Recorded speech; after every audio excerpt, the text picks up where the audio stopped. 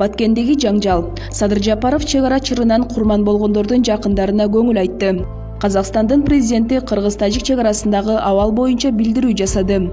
Кыргызстанда дагы 331 адамдан коронавирус табылып, 6 бейтап каза болду. Чек арадагы жабыркагандар үчүн Бишкекте 150ге жакын адам кан тапшырды. Өлкө башчы Садыр Жапаров мамлекеттик чек аранын Баткен облусундагы Кыргыз-Тажик тилкесиндеги окуялардын жүрүшүндө курман болгондордун жакындарына, үй бүлөлөрүнө жана туугандарына көңүл айтты. Бул тууралуу президенттик аппараттын басма сөз кызматы билдирет. Азыр жалпы өлкө Баткен облусундагы чек арадагы акыркы окуяларда жакындарын жоготкон кыргызстандыктар менен бирге аза күтүүдө. Жаракат алган жарандардын тез сакайып кетишин каалайм. Мамлекет бардык жабыр тарткандарга ар тараптуу колдоо көрсөтөт, деп баса белгиледи Садыр Жапаров. Баткендеги чек ара чырым. Баткенде 28 апрель күнү кечинде чыккан чыр түнү менен күчөп отуруп, эртеси да уланган.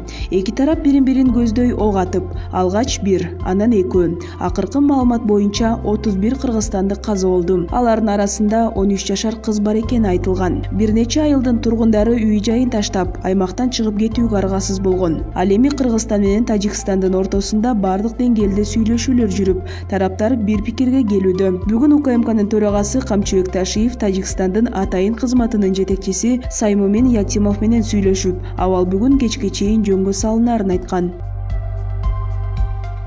Казакстандын президенти Касым-Жомарт Токаев Кыргыз-Тажик мамлекеттик чек арасындагы абал боюнча билдирүү жасады. Казакстан президентинин сайтында жарыяланган Казакстан башчысынын билдирүүсүндө мындай деп айтылат: Кыргызстан менен Тажикстандын ортосундагы мамлекеттик чек арадагы куралдуу кагылышуулар тууралуу маалыматты кайгыруу менен кабыл алдым. Кыргыз жана тажик эли биз үчүн боордош болуп саналат. Бизди жалпы тарыхый жана маданий баалуулуктар бириктирип турат. Биздин мамлекеттерге жана элдерге тынчтык, толеранттуулук жана өз ара урматтоо мүнөздүү, куралдуу кагылышууну токтотуу жана эки мамлекеттин ыйгарым укуктуу өкүлдөрүнүн ортосунда сүйлөшүүлөрдү баштоо боюнча жетишилген макулдашууну кубаттайм.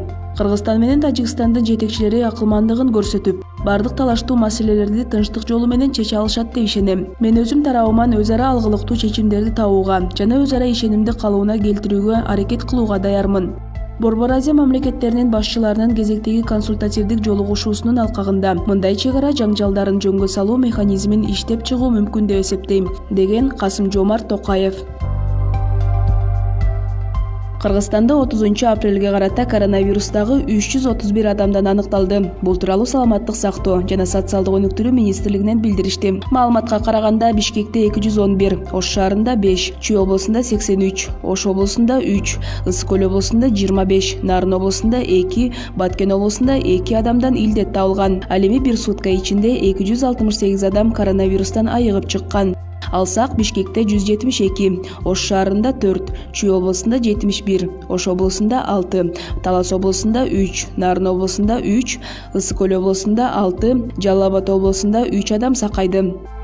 Сутка ичинде COVID-19 илдетинен Бишкек шаарында 2, Чүй облусунда 2 жана Ысык көл облусунда 2 бейтап каза болду. Бүгүнкү күнү стационарларда коронавирустан 1477 бейтап, амбулатордук түрдө 2012 адам дарыланууда. Алардын ичинен 1040 бейтаптын абалы орто оорлукта, 354 адамдын абалы оор жана 76 бейтап өтө оор абалда жатат. Бир сутка ичинде өлкө боюнча 6 медициналык кызматкер коронавирус жуктуруп алганы аныкталды. Пандемия башталгандан бери 4428 медицина кызматкери коронавирус жуктуруп алган. Алардын ичинен 4352 медкызматкер айыгып чыкты. Кыргызстанда пандемия башталгандан бери 95275 адам коронавирус жуктурган. Алардын ичинен 89191 бейтап айыгып чыкса, 1604 адам каза болду. Бүгүн 30 апрелде Республикалык кан борборунда Кыргыз-Тажик чек арасында жабыркагандар үчүн 150ге жакын адам кан тапшырды. Бул тууралуу Саламаттык сактоо жана социалдык өнүктүрүү министрлигинен билдиришти.